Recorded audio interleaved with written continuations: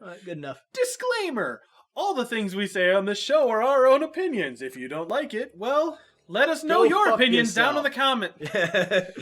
Or go fuck yourself. I don't know. Yourself and then tell us how much we suck in the comments. Yeah. And then we'll tell you how much you suck in the comments. You guys clearly don't know what's good. Wow, I'm just making fun of the people watching this. Well, they clearly don't know what's good. My views are my own. No, so on the last episode we were talking about Devil May Cry reboot. Yeah, that's what we were going to finish off with. I'm one of the few people who actually like it. If you don't like it, then I didn't screw hate yourself. I didn't hate it either, and that's what I liked about it. I was afraid I was going to hate it.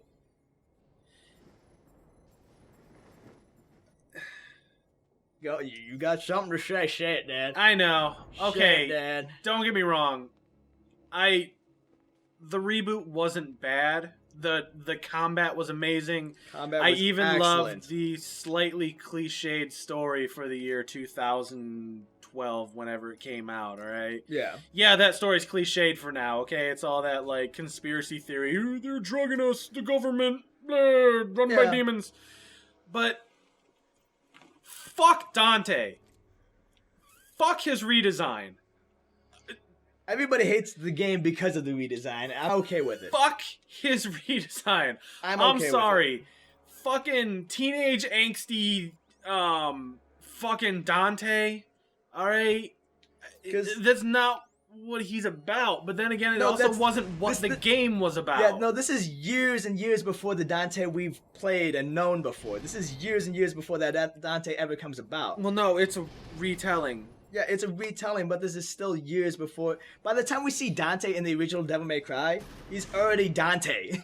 He's already got his, thing. He's been doing this for a while, kind of thing. You were able to. He has his own Devil May Cry, business, whatever. Go up. Yeah, you got to go upstairs. But he's got his Devil May Cry business and all that. So in the small room, he's already got everything. Oh, even that one room? No, that one right there, right in front of you. You could press right bumper and go up. There you go. I mean, even in Devil May Cry 3, which is before the first one, he's just getting the store. He's just getting his business or whatever you want to call it. So this is a younger Dante even before that. And that makes sense in my eyes, because I mean, that's what he'd be. Like a lot of people gave the new Star Wars trilogy shit because Anakin was a little whiny bitch in the trilogy. And then he's like, that's not Darth Vader. Darth Vader's a badass. And you know what? No, Darth Vader would be an emo whiny bitch. But in his teenage years, he would be. He's like, I hate you. Blah, blah, blah, blah, blah. I want to destroy the universe. That's the way he would be as a child. Because that's what he is. And honestly, I could see Dante being the way he is in DMC. And then leading up to 3. I can see that. Will they continue on with that reimagining, retelling of the story? Probably not, because it's Capcom. They do absolutely nothing useful with their good IPs. Capcom, if you don't want to do anything with your fucking IPs, sell them. You know how much money you could make selling them? Yes. Or are you just going to wait until you fucking go bankrupt and everybody ends up buying your IPs for cheaper anyway? No, they're gonna run Street Fighter into the ground, which is what they've been doing for years now. From what I understand, most people don't like the way the new Street Fighter V is turning out. Nobody's taking Street Fighter seriously for a while because they keep coming out with new ones every fucking year. I guess the main thing is that, so Street Fighter, 2 Turbo and everything like that, ever since then, Street Fighter's been a much faster game. Yeah. Right? From what I understand, the new Street Fighter V is actually pretty slow. It's still in alpha though. Yeah, I know. I'm sure it's going to speed up, but from what I understand, that's the way that they actually want it. They want it to be a slower, more thought out game, and not just watch me spam buttons. Yeah. I don't see that sticking around. It's like I said, it's still in alpha. I guarantee the only reason why it's as slow as it is because it's not very optimized. The second they get optimization more fine-tuned, the game will slowly speed up. But there is one thing I am actually pretty excited about, is the fact that there's only going to be one Street Fighter V. Thank you, Capcom. Thank you Thank you. For once. Thank you. For once, you are listening to people. I don't know who exactly you normally talk to, but that guy's a dickbag. They don't Probably talk stop to anyone. talking They to just that guy. do their own shit. But the fact that, like I said, there's only going to be one Street Fighter V. There's not going to be Street Fighter V, Street Fighter V Ultra, Street Fighter V Ultra Turbo Edition, Super Special, Ultra Sexy, High Definition, whatever the fuck. No, get rid of all that. I don't want to pay $40 for a character in 2 levels. Honestly, when it comes to fighting games, come out with one fighting game for each generation of console, add to it. Make the characters DLC, make your levels DLC. You know, give away technical upgrades and like tweaks to the combat system in free patches. Like, don't you gotta almost treat it like it's a free to play game at a certain point. Or if you come out with another game, at least make it like 6. No, 7, don't or 8, come out with another change it significantly. Do not come out with more. Like, do not come out with 4, 5, 6. Here's what I'm saying. I'm not saying it's okay to release like 7 of the same game for one generation, blah blah blah. But what I'm saying is, don't do like an expansion pack and make it so that nobody else can fucking play it unless you like have that exact same expansion. Right? Like, make it DLC. Make it so that everybody can still access it and fight with their friends, even if they don't own that character. Alright? I don't want to pay $40 for 2 characters and a new level. Alright? If you're going to come out with a new game, make it something significant, like a Street Fighter V, a Street Fighter 6, a Street Fighter 7. Not Street Fighter version 2.1. Yeah, it's or anything like that. But honestly, I don't think they need to come out with 6, 7 in a same generation. There's no need for it. Single generation, come out with one game. What is it? Do it up. Mortal Kombat, I think what they're gonna try and do mostly with that is like, I think honestly the only reason they made that game is because New generation. Yeah. And that's the way every fighter should function. And then they've been releasing all kinds of characters for it. I mean, okay, honestly, back in the days of older consoles, it made sense to come out with a 5, with a 6, with a 7. You know, we're not in that era anymore. We live in an era with digestible, consumable, profitable pieces of gaming. Like I can buy one thing. One thumbstick to fast forward time. To scroll, it's a videotape. It's not fast forwarding. No, you need to rotate it. I mean, you're looking for anytime that guy gets harassed. You see how he just touched the ground there?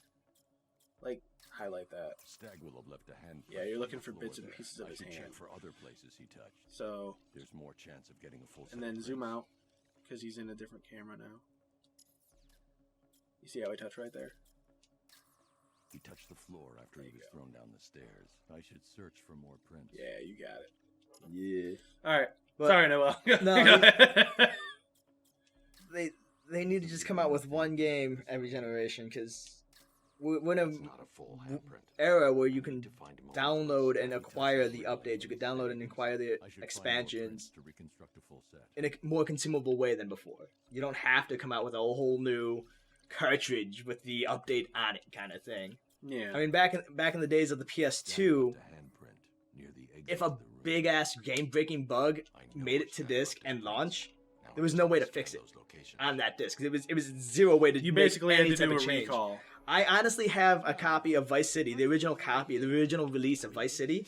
There's a game breaking bug where if you throw the remote detonated grenades, you cannot switch weapons from the detonator afterwards.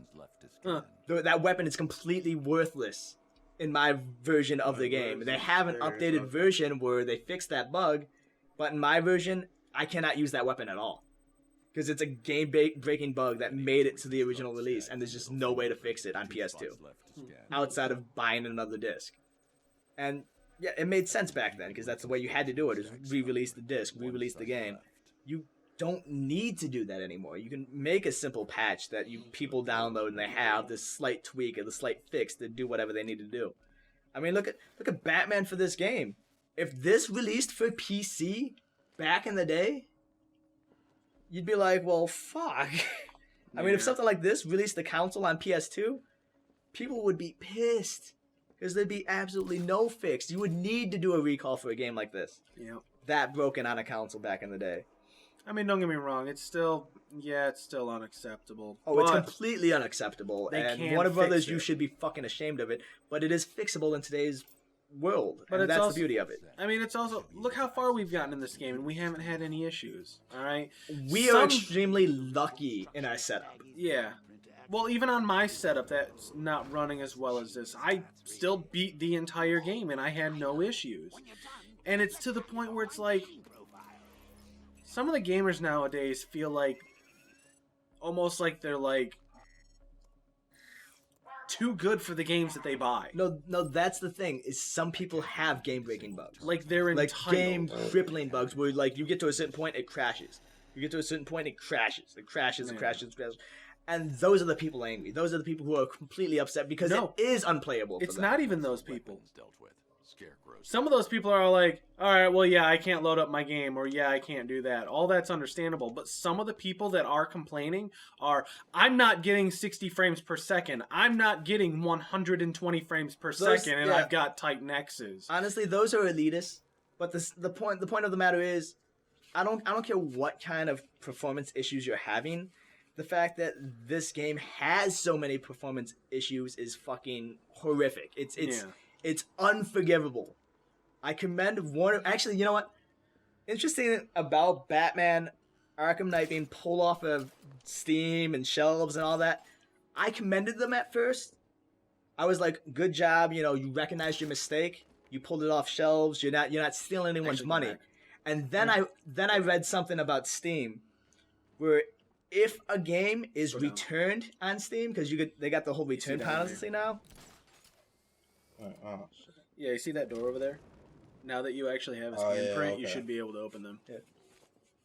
I didn't see this door before. Now with the whole return policy on Steam, yeah, you can return the game, get all of your money back, but in the end, Steam still takes their 30% cut out of whatever you pay them. So you get all your money back, but Warner Brothers ends up eating that 30%. Yeah. So I commended them at first, and then I found out that happens. They did nothing but take it off the shelves to save their own bottom line, because they were bleeding money from this game being returned so much. So fuck you, Warner Brothers. I wanted to give you credit for pulling off shelves, but then I found that out, and let's be honest, you did it just to save your bottom line. You did it just to stop the bleeding, essentially. I don't blame you for that. I probably do the same thing, but point of the matter is you fucked up and it costed you. So how can you blame them for making a smart business move? Because if it wasn't for that 30% that they were eating every return, I guarantee you they would have left it on shelves. I promise you they would have left it on shelves. If it wasn't for that 30% that they were literally bleeding out every return, they would have left it on shelves. To be fair, though, it was Warner Brothers that was all like, look, we know the game is broken right now. We greatly apologize. Steam has a fantastic return policy now. If you don't like it the way it is right now, I would recommend doing that. And yeah, like, they did recommend it, but between the 30% cut they were taking and the fact that people have come out and said, like, yeah, they've known about this issue for months. These same exact issues, we warned about them months ahead of time. They knew about and they still didn't do anything about. Like, they shot themselves in the foot, essentially. They made a bad business move. An incredibly bad business move, and it costed them. So, let's see how to play this out. For those disruptor guys, if you hit them with, like, the back claw, it'll actually take off their electricity. After you disable that guy's electricity, I would recommend taking out the medics because they can buff up guys now. Yep, there you go. Oosh.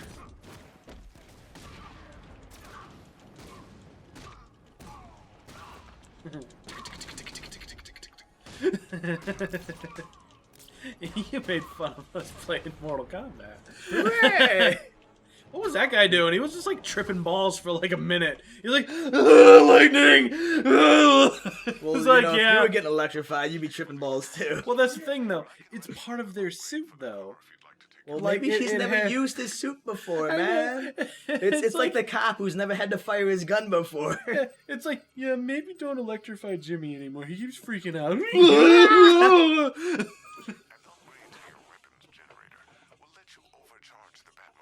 Oh, is it weapon generator or EMP? Go weapon generator. You'll be able to fire 7 missiles instead of 4 when it's upgraded. Yeah.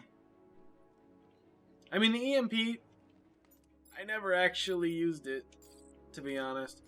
Plus, But it's an EM fucking P. Yeah, but you also need your weapon generator in order to use it. So it's either missiles or hacking device or EMP kind of thing. So, I mean, at the end of the day, it really just comes down to personal choice. I never used the EMP. That doesn't mean it was bad. It doesn't really mean it was a godsend either, so... This goes to show you can go through the entire game and not use half the gadgets you're given. Well, I don't know. Some situations do call for, like, certain gadgets. Like, honestly, you could go the entire game and not get the freeze grenade, but it's actually chilling right now in his in the Batcave in the movie studio. It's just sitting there, and you can go up and get it now. Well, there It you never go. tells you. It never makes you go get it. In fact, I actually stumbled upon it by accident. I was like walking by and I saw one of those like big weapon container things that like fall from the sky, and I was looking at it. I was like, I wonder what this is. Walked over. He goes, the freeze grenade. And I was like, holy shit, really? Like, nobody told me this is just chilling here. Yeah. Get it? And then like, Chilling. Yeah. we should end the episode on that joke. So bad it was good.